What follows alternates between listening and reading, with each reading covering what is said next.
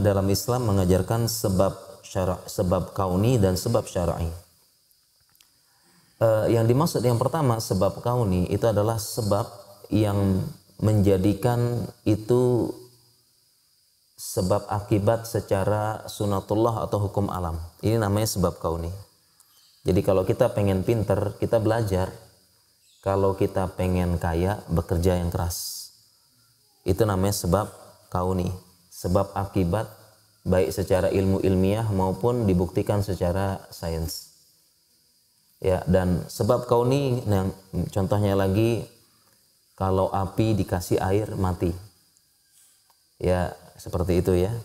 Nah, ini namanya sebab kauni. Artinya sebab akibat yang kita bisa pelajari dan memang menurut penelitian demikian. Kalau secara kedokteran ada orang demam dikasih paracetamol insya Allah turun. Ini namanya apa? Sebab kauni ya. Sebab yang logis gitu. Manusia bisa memikirkan. Sebab kauni. Kemudian yang selanjutnya adalah sebab syar'i ya.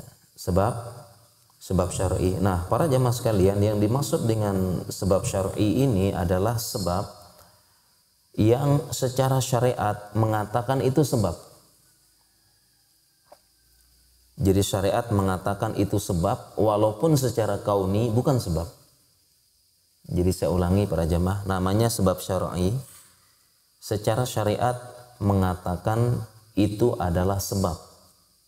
Walaupun secara kauni, secara logika, mantik, sains, ilmiah itu bukan kauni.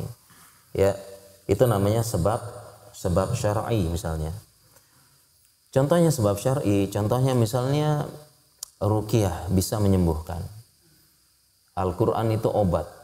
Wa nunazzilu minal Qur'ani ma huwa syifaa'u wa rahmatul lil mu'minin. Kami turunkan Al-Qur'an sebagai obat dan rahmat bagi kaum mukminin dan semesta alam.